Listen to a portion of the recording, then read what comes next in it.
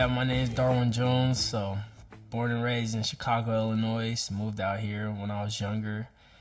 I was always an active kid growing up. Loved sports. Played basketball, football, and then got on to soccer at a late age and just kind of carried on with it from there on out. Picked it up at probably at age 11 or 12, and then all started from a game of kickball, and then now we're here. James Moberg, Windsor, California, born and raised. Two older sisters, and they're definitely one of the biggest reasons why I'm playing soccer. It was actually my oldest sister who started, and after traveling, going to every single game as a baby and just a toddler, just watching her play kind of pushed me into that path. Where'd you get your speed? I got my speed, I'd probably say, from my dad. My dad's pretty fast, so growing up I used to race him all the time, and then never wanted to lose, so. Was he fast when he was young? Yeah, he was fast when he was young. He ran track, so he used to high jump, long jump, and then sprint. You think if I asked your family, are you more like your mom or your dad?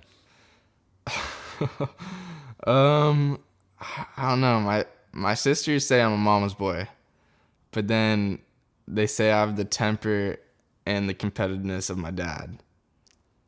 I'm sure you're a bit of a mama's boy. You're the baby. Yeah, exactly. Baby of the family. So they give her a hard time because they're like, oh, that's your favorite child. And I'm just like, no, it's just because I'm the only boy and I'm the little one of the family, last one flying out of the coop. So. What was it like growing up with sisters? What do you think you get from that? You have any insight into women that maybe... Yeah, I think it helped with women, actually, because they're always on me about matching my clothes. Even from a young age, they're like, why are your basketball shorts blue and your shirt's orange? And like just, little things like that. So I think I got my sense of style from them. Also, I mean, they're super competitive. So everything they did, they're trying to beat me at, and I was trying to beat them. So it went back and forth. And I'm really close to my sister, so it's a fun time in the Moberg household for sure when everybody's back. He was a big factor in me coming here just because he started recruiting me, and then out of all the coaches, he was just the most relaxed and calm and didn't make it a hassle. Like, he wasn't nagging me about pressuring me to come to the school. He was always made it subtle and just showed me how, like, this was the best outlet for me and that it was a good option. And I seen the bigger picture he was preaching to me, so that's why I felt comfortable and decided to come to Washington. Since day one, he doesn't take stuff like losses lightly, which he's even more fired up than us when we lose, and that just pushes us even more. And from the first time I met him, he's just a really laid back guy. Like he's pretty young, so you can go talk to him about a lot of things and he'll understand. Doesn't hold it against you, so it's pretty nice. I mean, off the field he's hilarious. He joins in on pranks with us at dinner, or he's always joking around with everybody, and then when it's game time he switches it on and tells us to switch it on too. I put myself in, and then we always laugh, rolling the same way.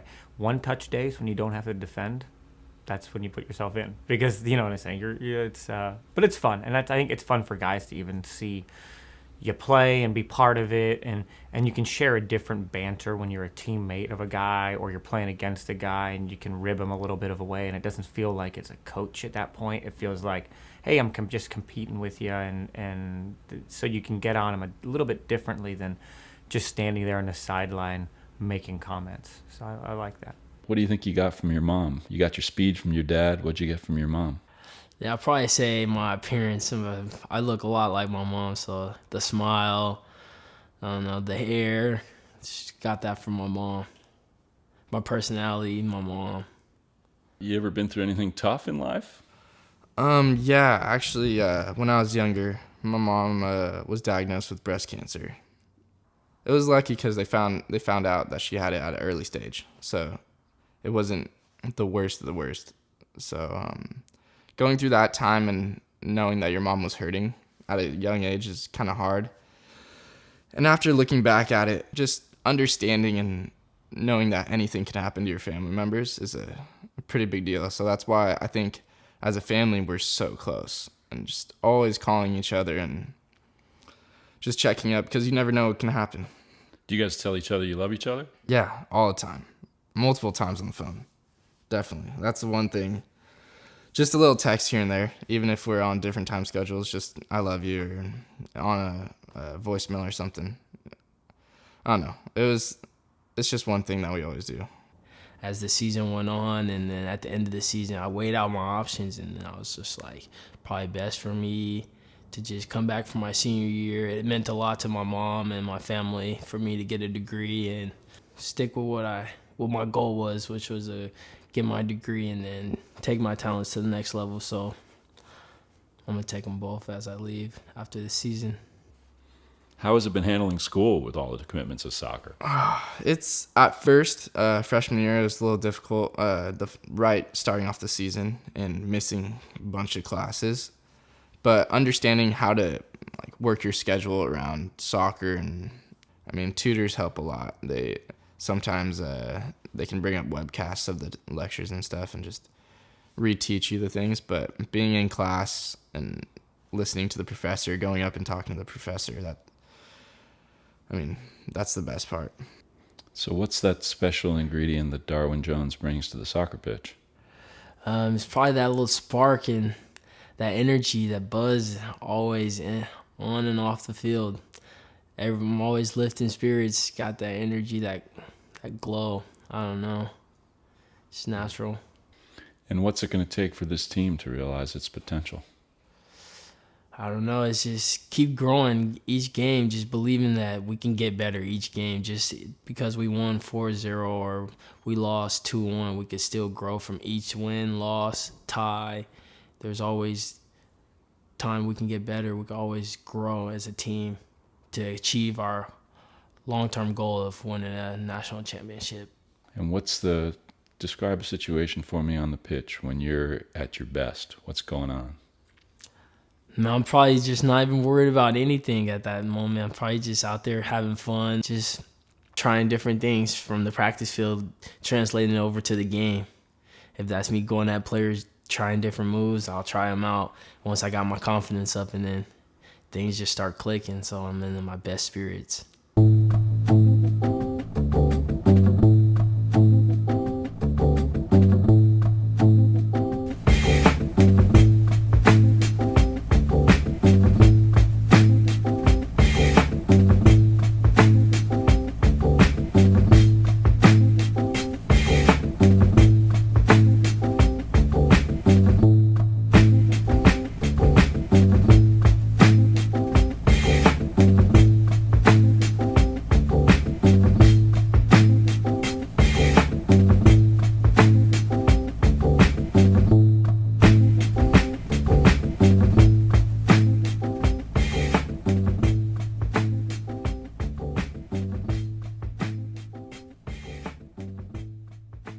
Man, when the ball hits the back of the net, it's just completely silence. I can't hear a word. I don't even know my emotions. It's just nothing but natural instinct. It's just, I don't know, sometimes I don't celebrate, but I be the happiest person on the field. You just won't know it, but yeah, it's just who I am.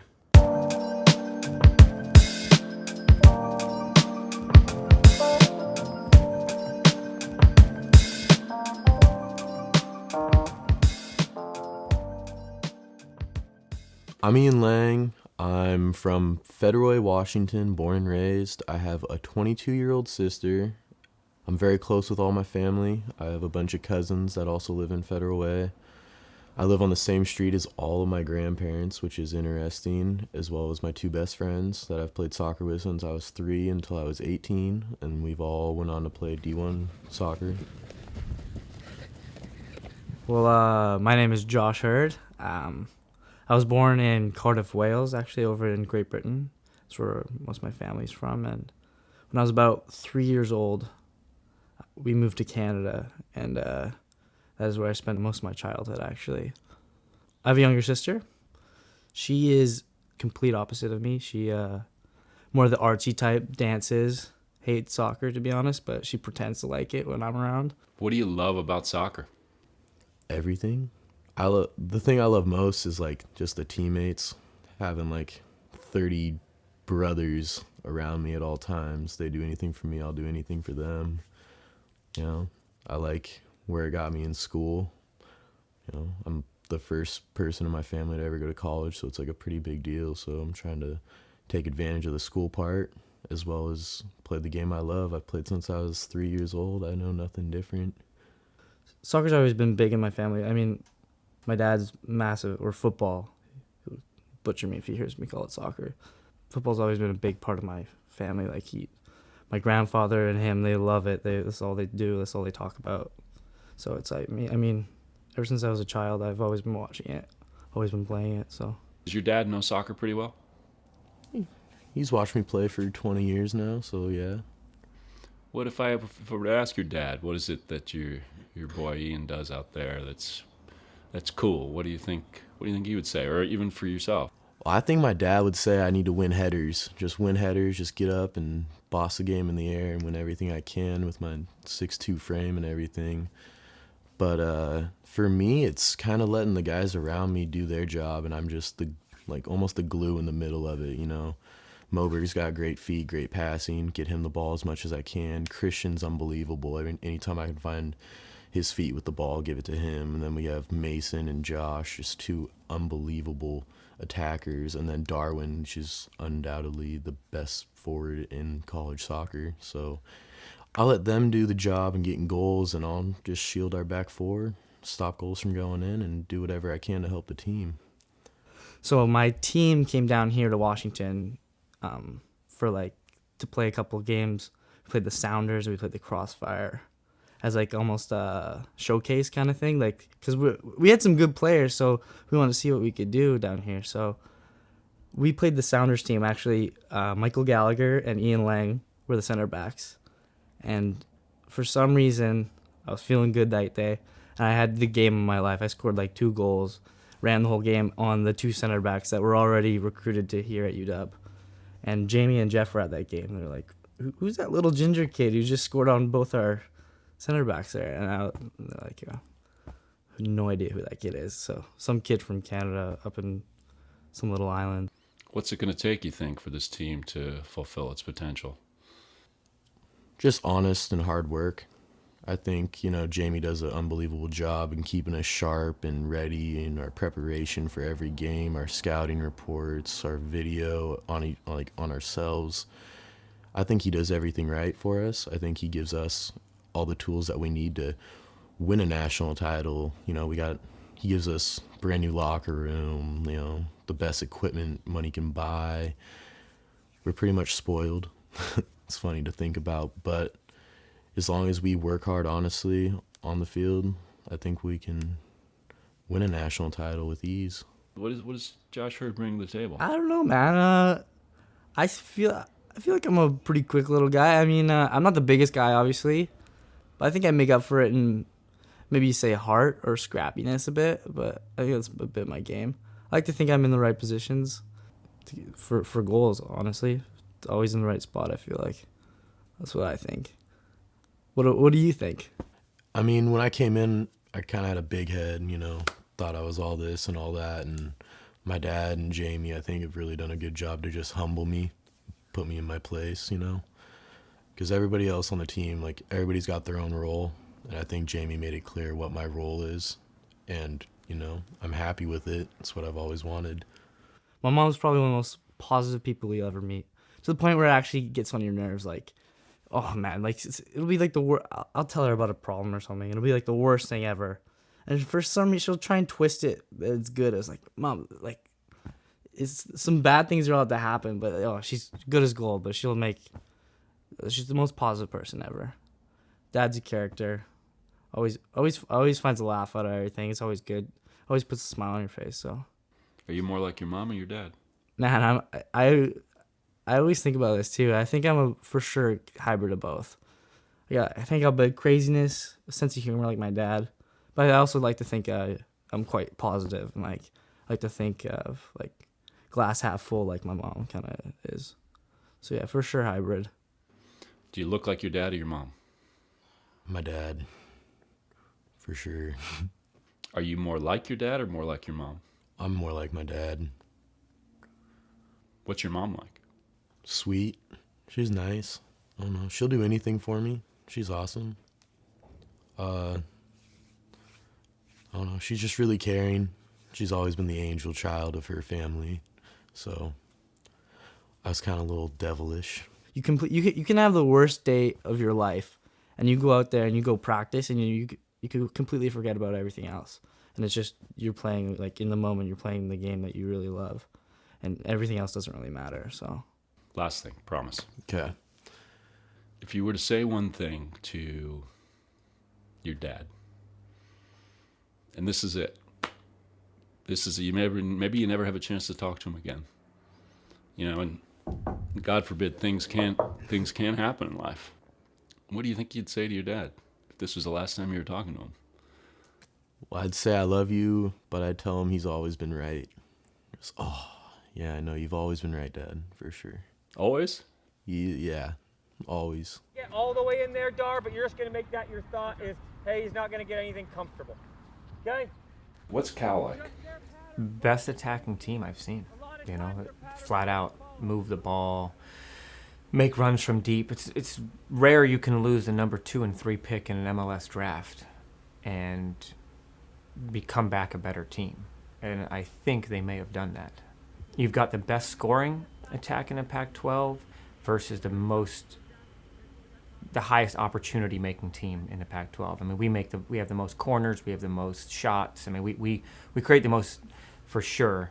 They certainly capitalize the most, and maybe they create better chances to capitalize. I'm not sure, but bottom line is you have two teams that are hoping and thinking they can boss games and score goals, and what happens then?